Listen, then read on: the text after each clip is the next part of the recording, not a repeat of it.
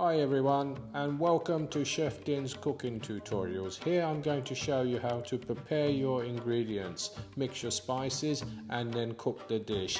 So before we start, please pause the video now and get all the ingredients ready you require to make this dish. But if you haven't subscribed to my channel, please subscribe now, because then you'll get notified when I post new videos. And so let's not waste any more time and let's cook. But before we do start to cook, it's very important that we get everything ready before we start. When I started cooking these curries for my series, I had to spend good 3 hours getting the base gravy ready, getting the onions ready, and the chicken and all the other bits we need to create all different types of curries. And most importantly as well, we need to get our onions ready as well. There's 3 types of onions what we use in this style of cooking, and that is one, the Balti onions. I call them Balti onions because they are small, and it's what I used when I was making my Baltis back in the 80s. In the restaurant. So we need to get the Balti onions ready. We also need to get the Bhuna onions ready and the Dupiaza onions ready. The Dupiaza onions are mostly used in the Dupiaza dish and also in jal fry. So they are like just boiled and cooked for about I think about 3 or 4 minutes, and that's it, you turn it off. And also the Bhuna onions, which is boiled and cooked for about 10 minutes, then you turn it off. And then you have everything basically ready to start your curries. And all the recipes for the onions you find in the descriptions. I'll leave a link. But also, most important as well, you need the mixed spice. I create my own mixed spice. This is what I used in my restaurant. So it's very simple to make. So get this ready, and then we're all ready to go basically. If you have any queries or any questions, please do not hesitate to ask in the comments, and I'll get back to you as soon as possible. And if I can, I will give you the information you need. So let's not waste any more time now and start cooking our curries. Okay. Bombay potato. Do you need tomato? Yes. Cut it in half, then 4 pieces, please. Soggy, that tomato. Very soggy. Right, let's cook Bombay potatoes, one of the most popular side dishes on an Indian menu. So we're going to put roughly about 4 tablespoons of pre-seasoned oil, and also a little bit of garlic and some green pepper. We're going to let that heat up really well before we start to cook this dish.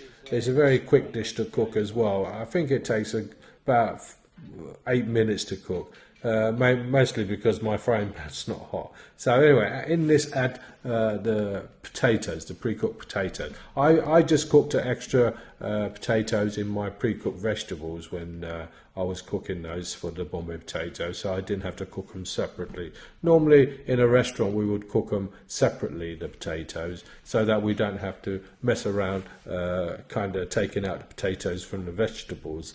So we used to sell quite a lot, so we used to have a tray of vegetables, a tray of Bombay potatoes, and so on, and a great big pot of Bhuna onions. So this way we could easily knock out all different side dishes quickly. So what we're going to do is heat these potatoes up a little bit before we go to the next stage. You need to also cook the Bhuna onions on my recipe, because that is very important. Everything I cook here has maximum flavour, from the base gravy to the Bhuna onions and so on. So when you put the ingredients together, it already contains all the flavours you need.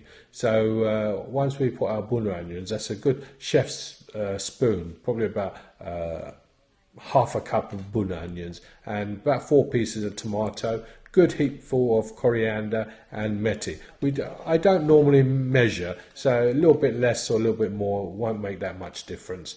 Add your base gravy, and then give it a good stir, and we're nearly there to just let it cook out. So, but before we do, there's one ingredient we've missed out, and let's put that in first. and that is a chili powder. The chili powder we need to use is a hot chili powder, not the Kashmiri. So put probably about half a teaspoon or teaspoon, depending on how hot you like, and a good squeeze of lemon juice. Probably about a tablespoon of lemon juice went in here. So give that a good stir and incorporate everything really well. So there's it's all mixed in to the potatoes and the sauce. And what we're going to do is basically let this cook out gently. We don't want to burn it on the sides, so what we're going to do is just keep stirring every now and again. I'm not sure, I keep hearing about this caramelization.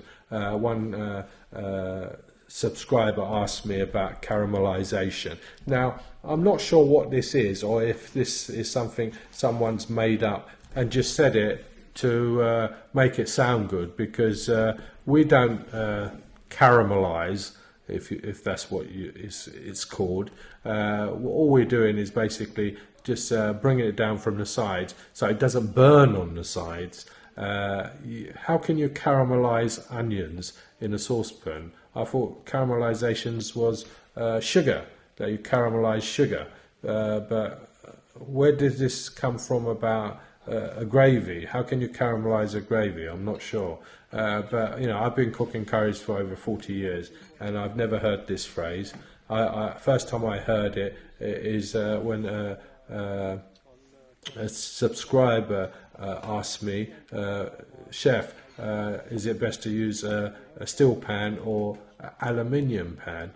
I said, all right, well, I've been using steel pans for about 40 years, mostly because they are easy to clean. If they get too much grease on the bottom, what we used to do is just put them on a burner and just let the grease all burn off, and it was much easier to clean and much easier to throw into the sink and so on, and people to clean it with a wire brush, where the aluminium would probably bend if you threw them on top of each other to get cleaned. So I'm not caramelizing anything when I cook my curry, if that is the phrase what's been used. All I'm doing is just making sure that it's not burning on the sides, because if you leave the frying pan slowly on the sides, it will burn if the heat goes around the pan. But this one, as you can see, the heat is at the bottom and it's not really going on the sides. But on a restaurant burner, they're much bigger, and you find the heat will go on the sides as well, so you need to keep stirring it. This is nearly ready. I'm going to take it out. As you can see, what I've done is just tilted it a little bit so the oil goes down before I take it out. So anyway, this is my Bombay potato. I hope you enjoy it, and let me know in the comments what you think, and bye for now.